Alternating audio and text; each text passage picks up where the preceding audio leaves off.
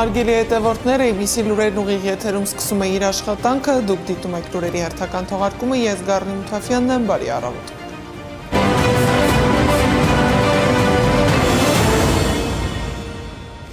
Քարոզարշավի ընթացքում հերթական քրեական գործն է ավելանում։ Նիկոլ Փաշինյանը Վանաձորում հայտարարել է, որ Բարգավաճ Հայաստան կուսակցության ցուցակից հայրենիքի դավաճան հոդվածով գործ է հարուցվելու Անդրանիկ Թևանյանի նկատմամբ։ Ազգային անվտանգության ծառայությունը սահմանված կարգով հանցագործության մասին հաղորդում կուղարկի քննչական կոմիտե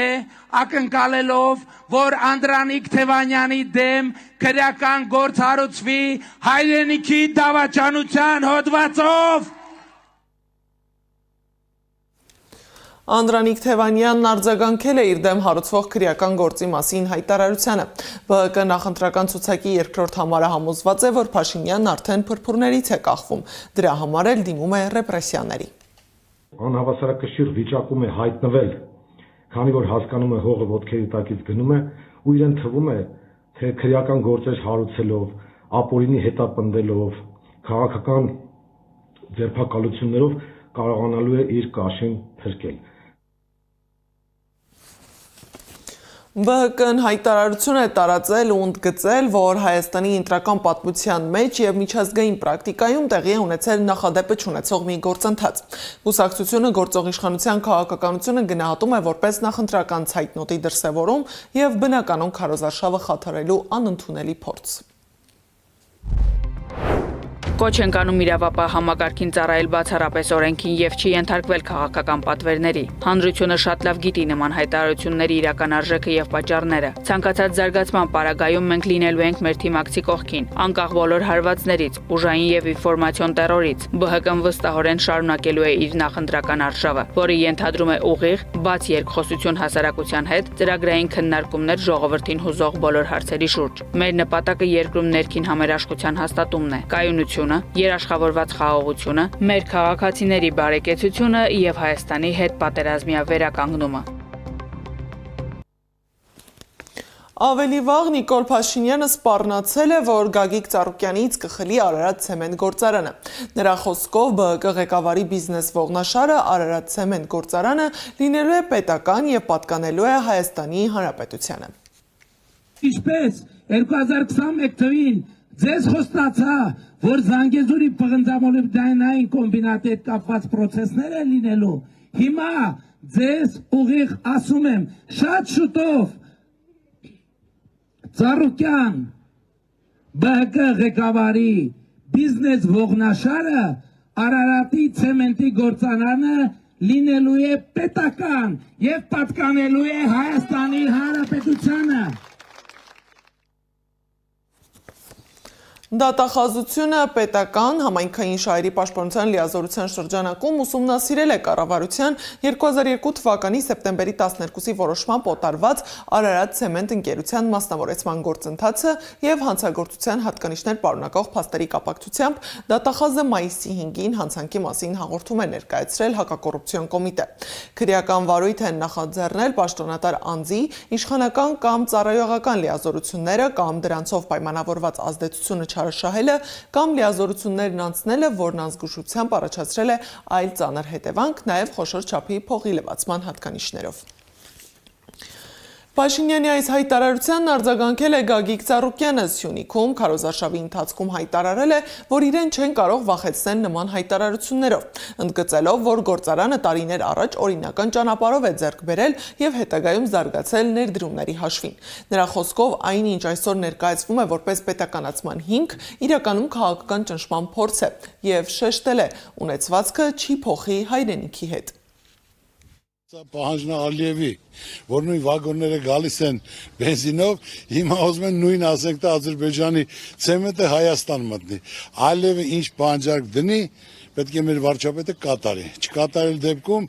ինչ որ ասում եմ պատերազմ կլի սա կլինի։ Այսօր այս վիճակին ենք, նորից եմ ասում առաջվա հետ համեմատած, այսօր մենք միայն պարտավորություն կատարողադառը իմ երկիրը, իմ ժողովուրդը։ Այսօր հիմնական Խնդիրը Ալիևն ու Նիկոլն են, այս երկրի առաջ ծառացած, ասենք թե այդ խնդիրների շուրջ։ Սա պետք է վերջ տրվի, մարդիկ արդեն էլ չեն հավատում, ոչ մի լավ բան չկա, 8 տարում ոչ մի բան չի փոխվել, ոչ վստահություն, ոչ առավելություն, ոչ բարեկեցություն, տուշտուգանքներ, զոհեր տալ, հողեր կորցնել, վարկաբեկվել որպես հայացք, խեղճանալ, աշխարհով մեկ ոչ մի բան չկա ասելու։ Նա էլ հիմնական իր վստահությունը, իր ապորան, իր մեջքը մեն մնացել է Ալիևը։ Ոչ մի ունեցվածք իմ հայրենիքի հետ ես չեմ կարա փոխեմ։ Այս երկրում ծնվել մեծացել եմ, կայացել եմ, ես եմ ստեղծել, ելիք ստեղծեմ, թող ուրիշները մտածեն։ Բայց կարող է անալ, որ դա պահանջակատարում Ալիևի, որ վագոնները դադար չգնան գա, նույն ասենք Ադրբեջանի ցեմենտը ոնց որ բենզին դա գալի նա էլ նասմատի։ Դե չէ 25 տարի զավոդը սեփականաշնորհած, առած, դա ոչ մի պարտավորություն չկա 1-ին 10 ավելի արտադրելով, այսօր դրուկ կամ Ծառուկյանին վախացնեն։ Ծառուկյանին ոչ մեկ չի, Ծառուկյանին մի հատ էլ ձերբակալել էին, Ծառուկյան արտարացավ, հլա արտադրության համար էլ թող պարոն վարչապետը էլ պատասխան պետք է տա։ Ինչի համար։ Բարգավաճ Հայաստան կուսակցության մամուլի քարտուղար Իվետա Տոնոյանը մեկնաբանելով Փաշինյանի, Ծառուկյանից Արարատ ցեմենտ գործարանը խլելու մասին հայտարարությանը, ասել է մտավախություն ունի, որ Փաշինյանը կցանկանա նաև Հիսուս Քրիստոսի արձանը պետականացնել։ Հաշվի առնելով, որ վերջին ամիսներին, օրերին Նիկոլ Փաշինյանի մոտ այսպես անհագուրդ մոլուցք է առաջացել տարբեր տեսակի ձեռնարկությունների պետականացման, սեփականաշնորհման, այսպես աղքատներին, ծերերին հանձնելու, այսպես անհաղթահարելի ու բուռն ցանկություն է առաջացել, բնականաբար հետաքրքիր զուգադիպությամբ հատկապես նախընտրական շրջանում։ Ես լրջագույն կասկածներ ու վախեր ունեմ, որ շատ շուտով նաև Հիսուս Քրիստոսի արձանը պետականացնելու ցանկություն է Նիկոլ Փաշինյանի մոտ առաջանալու։ Թիրախում նաև ուժեղ Հայաստանն է, մասնավորապես Դաշինքի առաջին համար Նարեկ Կարապետյանը։ Հերթական քրեական վարույթի թղթապանակն է հայտնվել քննչական կոմիտեում։ Իրավապահների փոխանցմամբ նա ենթադրաբար թաքցրել է այլ երկրի քաղաքացիություն ունենալու կամ ունեցած լինելու փաստը եւ միգրացիոն ծառայություն ներկայացրել կեղծ տեղեկություն, նշելով, թե այլ պետության քաղաքացի չէ։ Գործը հարուցվել է պաշտոնատար անձի կարգավիճակ ձեռք բերելուն խոչընդոտող տեղեկությունները թաքցնելու հոդվածով, որը նախատեսում է մինչև 3 տարվա ազատազրկում։ Նարեկ Կարապետյանը հերքել է մեղադրանքները եւ հայտարարել, որ Հայաստանի քաղաքացիությունից բացի այլ երկրի քաղաքացիություն երբևէ չի ունեցել։ Կարապետյանի խոսքով իշխանությունն այս քայլով փորձում է շեղել հանրության ուշադրությունը ներքաղաքական վիճակից։ Կարապետյանը երեկել էր հերքել Ռուսաստանի Դաշնության քաղաքացի լինելու մասին տեղեկությունը։ Ես բացի Հայաստանի քաղաքացիությունից ուրիշ քաղաքացիություն չեմ ունեցել, երևի կյանքում Ռուսաստան ավելի քիչ եմ ապրել, քան օրինակ Անգլիայում կամ Շվեյցարիայում։ Այդ իսկ պատճառով Ալեն Ռոբերտովիչ այդպիսի բաներ մի արեք։ Նարեկ Կարապետյանի Ռուսաստանի Դաշնության քաղաքացիություն չունենալը հաստատել են Ռուսաստանի Դաշնության արտգործնախարարությունում։ Գերատեսչության ղեկավարի տեղակալ Միխայել Գալուզինը Մոսկվայում լրագրողներին հայտարարել է, որ հայ քաղաքական գործիչներին այժմ վերագրվում են բաներ, որոնք բոլորովին տեղի չեն ունեցել։ Քարոզարշավի 15-րդ օրն է։ 2026-ի խորհրդարանի ընտրության քարոզարշավն աչքի է ընկել վիրավորանքներով, մեղադրանքներով, ատելության խոսքի մեծ չափաբաժնով, ձերբակալություններով, անգամ մարդկային կորուստով։ Իսկ մարդու իրավունքների պաշտպանի գրասենյակը տալիս է ընդհանրական գնահատական եւ առանց կոնկրետ ուժի անուն տալու հորդորում է նախընտրական քարոզարշավին բացառել սեռով հաշմանդամություն ունենալու, այդ թվում հոգեկան առողջության խնդիրներ ունենալու հանգամանքով պայմանավորված էթնիկ պատկանելիության, կրոնական համոզմունքների եւ համանման այլ հիմքերով պիտակավորող խտրական եւ ատելություն տարածող ցանկացած խոսույթ։ Մտահոգի չէ այն, որ խտրական ատելություն սերմանող, պիտակավորող ու թիրախ դարձնող խոսքի տեսակներ գործածում են գրեթե բոլոր դերակատարները, իսկ նման խոսքին հակազդեցությունը հաճախ իրականացվում է պիտակավորող ու խտրական այլ ձևակերպումներով, ինչը չի կարող ունենալ որևէ արդարացում եւ պետք է արժանանա հակազդեցության։ Կոչ ենք անում բոլոր դերակատարներին քաղաքական ու ցանկացած այլ հանրային քննարկում իրականացնելիս բացառել անձի կամ անձանց խմբի նկատմամբ որևէ հիմքով խտրական ատելության խոսույթը, հանրային դիսկուրսն ու իրավական բոլոր գործընթացներն իրականացնել մարդու իրավունքների չափանիշների անշեղ պահպանմամբ։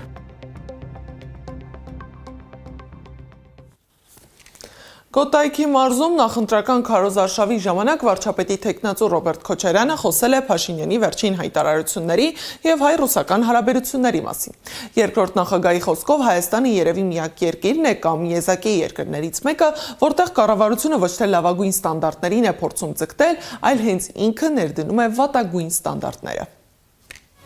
Լաչառություն, ֆեյքերի նորություններ եւ բազմաթիվ այլ տեսնում եք թե ինչ է կատարվում։ Մարդկանց հետ խոսալու ոճը, մարդկանց հայհոյելը, սպառնելը։ Մի 2-3 օր առաջ վարչապետը սպառնեց, որ սպանելու ինձ եւս 2 անդիմադիր ուժերի առաջնորդներին։ Հիմա հասկանում եմ, որ այս մարդը ամբողջ կյանքը մի դեղին թերթ է ունեցել եւ հիմա փորձում է այդ դեղին թերթի ոճը տարածել քարոզարշավի վրա։ Սա իհարկե բերում է նման կարգի երևույթների, բայց մենք հանգիստ պետք է նայենք, մարդիկ, որոնք մոլորված են մեր քաղաքացիներն են, նույնիսկ մեղք են այդ մարդիկ, որ այդ վիճակում են հայտնվել, բայց ինչ անենք, հիմա մենք պետք է գնանք առաջ։ Քոչարյանը խոսելով Փաշինյանի Ռուսաստանի Դաշնության վերաբերյալ հայտարարությունների մասին, ասել է, որ Փաշինյանը նախ գրոհում է Ռուսաստանի դեմ, հետո հաջորդ 2 օրերին ասում, թե Ռուսաստանի հետ ամեն ինչ լավ է։ Վարչապետը այսօրվա անում է ամեն ինչ, որ մեր երկրի գլխին մի նոր փորձանք բերի, ԵԱՏՄ-ի հետ կապված։ Իրեն ասում են, որ անհամատեղելի է։ Մեկը ասում են, չէ, անհամատեղելի է, բայց դուք սենց զապասկա եք, մենք երբ ուզենք դուրս կգանք, բայց հիմա մենք այդ ամենից օգտվում ենք։ Եթե նման բան, որը մեկը ասի Միացյալ Նահանգների նկատմամբ, դուք պատկերացնում եք ինչ հետևանքներ կլինի։ Օրինակ մեկը Տրամփին ասի, գիտես հիմա քո հետ շփվում ենք, այնքանով ինչքան որ պետք ես։ Վաղը որ որոշենք, որ դու մեզ պետք չես, մենք քեզ կոպիտ ասած գցելու ենք։ Իսկ Մոսկվայից եկող մեսիջները հստակ են, պաշտոնական Երևանը պետք է արագ կողմնորոշվի։ Ռուսաստանի Դաշնության արտաքին գործերի փոխնախարար Միխայել Գալուզինը հայտարարել է, որ Մոսկվայում չեն կարող ընդունել այն քաղաքականությունը, որը վարում է Հայաստանի գործող իշխանությունը։ Այն է պահպանել անդամակցությունը Եվրասիական տնտեսական միությանը, քանի դեռ այսպես ասած չի անցել Եվրոպական միության անդամակցությանը։ Նրա խոսքով ԵՄ անդամակցության վերաբերյալ քննարկումները հաճախ ունեն պոպուլիստական բնույթ եւ նման գործընթացները նախկինում տեղի են ունեցել նաև այլ երկրներում։ Ռուսաստանի Դաշնության անվտանգության խորհրդի քարտուղար Սերգեյ Շոյգուն էլ հայտարարել է, որ Հայաստանի ղեկավարությունը վերջին շրջանում քայլեր է ձեռնարկել, որոնք չեն համապատասխանում Ռուսաստանի հետ դաշնակցային հարաբերությունների ոգուն։ Թեման Ռուսաստանի անվտանգության խորհրդի աշխատանքային խմբի նիստի օրակարգում է։ Շոյգուի խոսքով 2025-2026 թվականներին Ռուսաստանին ոչ բարեկամ մի քանի երկրներ դարձան Հայաստանի ռազմավարական գործընկերները։ Երևանը միջազգային հարթակներում պարբերաբար միանում է ԵՄ դիրքորոշմանը։ Ռուսաստանի գյուղատնտեսական վերահսկողության դաշնային ծառայությունը մայիսի 22-ից ժամանակավորապես սահմանափակում է Հայաստանից ծաղկի արտադրանքի ներմուծումը, մինչև ջերմոցային տնտեսությունների տեսչական ստուգումների ավարտը եւ դրանց արդյունքների վերլուծության ամփոփումը։ Չնայած Հայաստանի սննդամթերքի անվտանգության տեսչական մարմնի ներկայացրած երաշխիքներին, ԵԱՏՄ-ի համար կարանտինային օբյեկտների հայտնաբերումը շարունակվում է։ 96.2 միլիոն հատ ծաղկային արտադրանքի ներմուծման ժամանակ գտել են 135 դեպք, ինչը կազմում է ամբողջ 2025 թվականի ընթացքում գտած խախտումների ընդհանուր քանակի 77%-ը։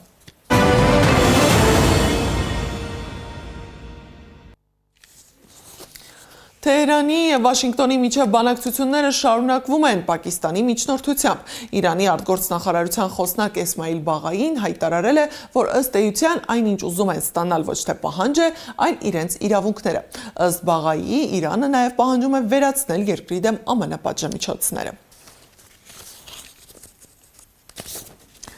Ուկրաինայի նախագահ Վլադիմիր Զելենսկին հայտարարել է, որ առաջիկա շաբաթներին պատրաստ է վերադառնալ Ռուսաստանի եւ Միացյալ Նահանգների հետ եռակողմ բանակցություններին։ Ուղերձում նա խոսել է Միացյալ Նահանգների հետ լավ շփումների մասին, որի հիման վրա էլ հույս հայտնել Ռուսաստանի հետ խաղաղ բանակցությունների վերսկսման վերաբերյալ, այդ թվում եվրոպացիների հնարավոր մասնակցությամբ։ Բրիտանական ռադիո Քերոլայն ռադիոկայանը սխալմամբ հայտնել է Չարլզ III-ի մահվան մասին։ Կեղծ լուրը հայտնելուց հետո ռադիոկայանը 15 րոպե դադարեցրել է հեռարձակումը։ Այնուհետև եթեր են վերադարձել հաղորդավարները եւ ներողություն խնդրել սխալի համար, պնդելով, որ հայտարարությունը համակարգչային սխալի պատճառով է եղել։ Եվ վերջում եղանակի մասին։ Այսօր ցերեկը մի քիչ կցրտի։ Երևանում եւ առանձին շրջաններում կրկին սպասվում է կարճատև անձրև եւ ամպրոպ։ Տեղ-տեղ հնարավոր է նաեւ կարկուտ։ Այս ժամի համար նախատեսել էինք այսքանը, շարունակեք հետևել մեզ սոցիալական բոլոր հարթակներում, ABC լուրերը եթերում կլինի ժամը 12-ին, կհանդիպենք առայժմ։